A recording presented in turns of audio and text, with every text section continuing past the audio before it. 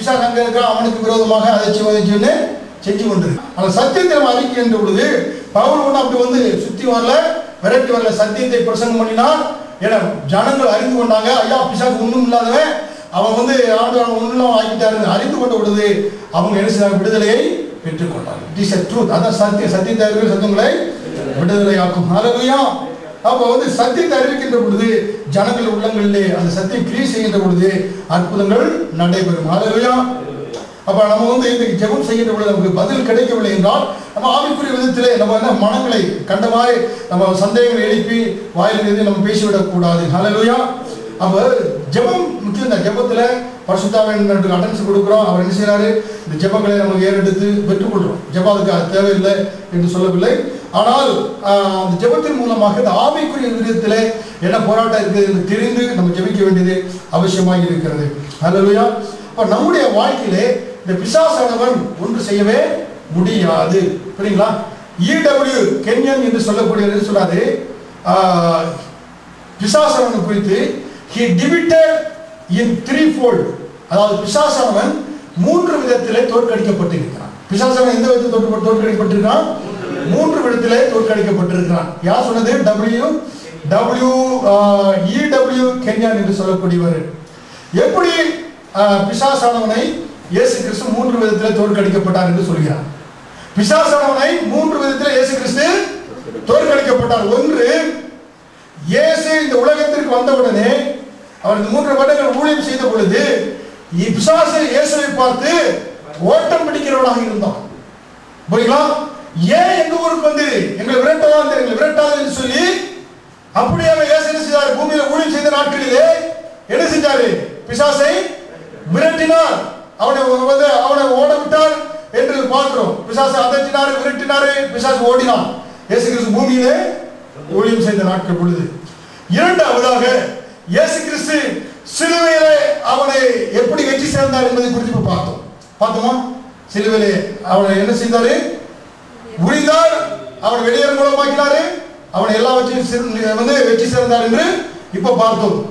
ஆனால் மூன்றாவதாக இயேசு கிறிஸ்து எப்படி பிசாசை மேற்கொண்டு வருகிறார் என்றால், இன்றைக்கு மகிமையின் நம்பிக்கையானவராக கிறிஸ்துவே நம்முடைய ஆலயமாக நமக்குள் இருப்பதனாலே ஒவ்வொரு நாளும் ஒவ்வொரு நிமிடமும் நம்மை கொண்டு பிசாசை வெற்றி சிறக்க பண்ணக்கூடியவராக இருக்கிறார். ஹல்லேலூயா. கிறிஸ்துவே நம்முடைய ஆலயமாக இருக்கிறார். நம்மோடு இந்த பிரசங்கம் பண்ணி கொண்டிருக்கின்ற பொழுது இந்த சத்தியத்தை தெரிந்து கொண்ட மனக்கண்கள் திறக்கப்பட்ட பொழுது இந்த பிசாசு யார் என்று தெரிந்த பொழுது இப்பொழுதே இயேசு உங்களுக்கு வெற்றி கொடுத்து கொண்டிருக்கிறார். ஹல்லேலூயா. அதனால பிசாசு எல்லா விதத்திலும் தோற்கடிக்கப்பட்டவன், அவன் ஒன்றுமே இல்லை. ஹல்லேலூயா.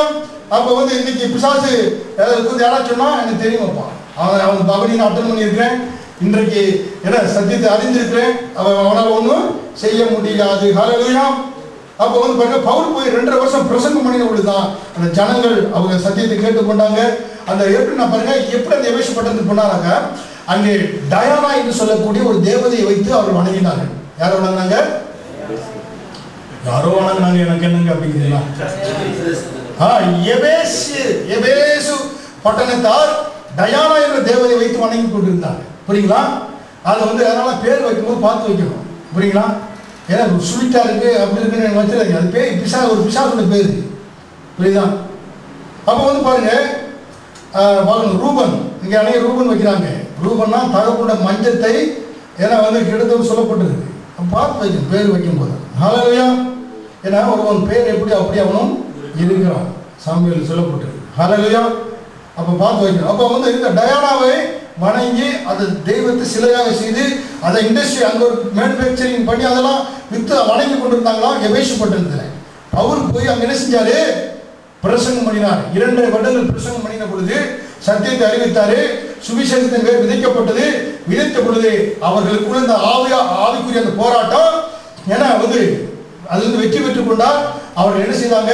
ஜனங்கள் அவர்கள் அந்த அந்த இண்டஸ்ட்ரியை க்ளோஸ் பண்ணிட்டாங்க.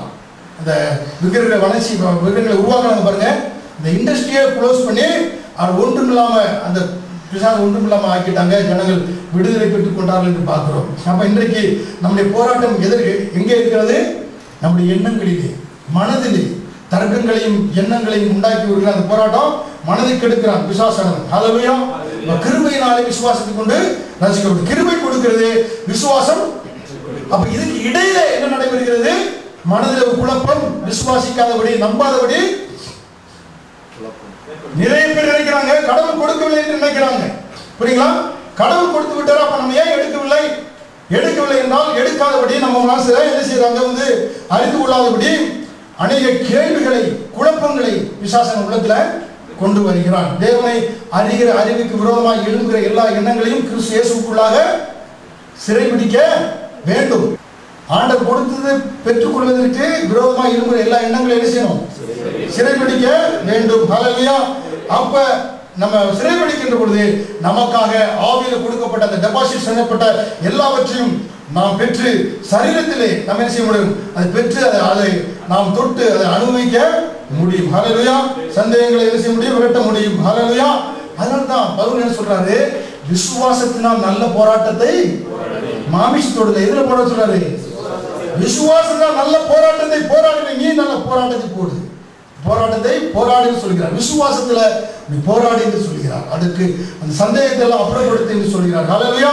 விசுவாசம் நல்ல போராட்டத்தை போராடு. நம்ம விசுவாசிக்க முடியல, நம்ம விசுவாசிக்க வேண்டும். பிசாசு கொண்டு ஒரு சந்தேகங்களை எல்லாம் அப்புறப்படுத்த வேண்டும். ஹல்லேலூயா. அப்ப இன்றைக்கு இந்த சத்தியத்தை நம்ம தெரிந்து கொண்டோம். சிலுவையில என்ன நடைபெற்று இருக்கிறது. ஹல்லேலூயா.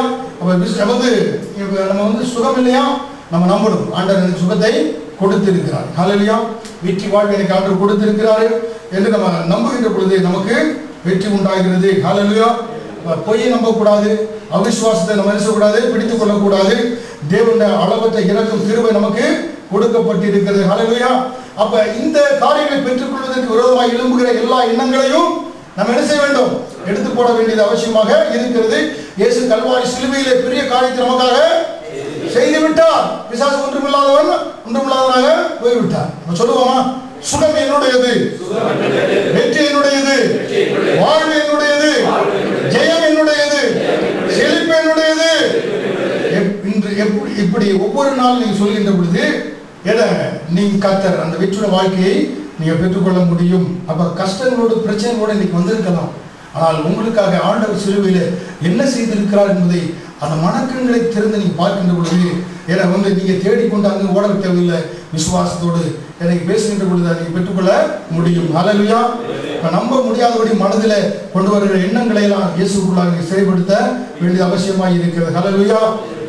அப்ப என்ன சொல்லலாம்? சொல்லுமா? திரும்ப மீண்டும் ரட்சிப்பு என்னுடையது, மீட்பு என்னுடையது, தேவனுடைய பிள்ளை என்பது என்னுடையது, மதிப்பு என்னுடையது, சுகம் என்னுடையது, செழிப்பு என்னுடையது, ஜெயம் என்னுடையது, வாழ்வு என்னுடையது, சமாதானம் என்னுடையது, வெற்றி வாழ்வு என்னுடையது, எல்லாமே என்னுடையது. இயேசுவின் மூலமாக அனைத்தையும் எனக்கு சொந்தமாக இருக்கிறது. சொந்தமாக இருக்கு. விசுவாசிக்கிறீங்களா? அப்ப கேளுங்கள், அப்பொழுது. ஹல்லேலூயா. அப்ப ஆண்டவர் இவ்வளவு காரியங்கள் நமக்கு சிலுவையில. அப்ப நீ கேட்காம இருந்தா எப்படிங்கிறார் ஆண்டவர்? கேட்காம இருந்தா கேளுங்க, விசுவாசத்தோடு கேளுங்க. அப்ப உங்களுக்காக வைக்கப்பட்டிருக்கிற எல்லாவற்றையும் ஆண்டவர் ஏற்கனவே முடித்து வைத்திருக்கிறார். காத்து கொண்டிருக்கிறேன், என் பிள்ளை கேட்குமாண்டு காத்து கொண்டிருக்கிறார். ஹல்லேலூயா. அப்ப அவர் தாராளமா வேணாமான்னு ஆண்டவர் யோசிக்கவே கிடையாது. அவர் வைத்திருப்பதை நீங்க கேட்டாதான் என்ன செய்ய முடியும்? கொடுக்க முடியும். அப்ப எனக்காக எல்லாவற்றையும் ஆண்டவர் ஏற்படுத்தி வைத்திருக்கிறார். சாலமோன் ஜெபம் பண்ணும்போது எப்படி ஜெபம் பண்ணாராம்? என் தகப்பனுக்கு சொன்னீரே, என் தகப்பனுக்கு சொன்னது பிரகாரமாக ஆசீர்வதியும். ஹல்லேலூயா. ஆண்டவர் நமக்காக எல்லாவற்றையும் கொடுத்திருக்கிறார். விசுவாச வார்த்தைகளை வாக்குத்தத்தங்களை ஆண்டவர் கொடுத்திருக்கிறாரு. அப்ப எங்க தகப்புக்கு என்ன சொன்னீரே அதன்படி எனக்கு செய்யும். ஆண்டவரே எனக்கு என்ன தருவேன் நீ சொன்னீரப்பா, அதன்படி எனக்கு செய்யும். என்ன சொல்லியிருக்க? வாக்குத்தத்தங்கள் கொடுத்திருக்காருல்ல, ஒவ்வொரு மாதமும் வாக்குத்தத்தங்களை கொடுத்திருக்கிறார். ஹல்லேலூயா. அப்ப இந்த அற்புதமான சத்தியம் ஆண்டவரே இன்னைக்கு வந்ததுனால சிலுவையில இயேசு தொங்குனதை நான் பார்க்கல, அதற்கு பின்பாக அங்கே ஒன்றுமில்லாதவனாய் தூங்கி இருக்கிற சாத்தானை நான் பார்க்கிறேன். அவன் சக்தியற்றவன், தோற்கப்பட்டு போனவன். ஆனால் அவனை ஆண்டவர் பவனியாக அவனை ஒரு ஊர்வலமாக ஆக்கி அவன் ஒன்றுமில்லாதவன் ஆக்கி விட்டாரு. அதே போல அவன் ஆக்கி விட்டதுனால வெற்றி எனக்குண்டு, வாழ்வு எனக்குரியதாக ஆண்டவர் மாற்றி இருக்கிறார். ஹல்லேலூயா. அப்ப இந்த வெற்றியை ஆண்டவர் உறுதிப்படுத்தி இருக்கிறார்.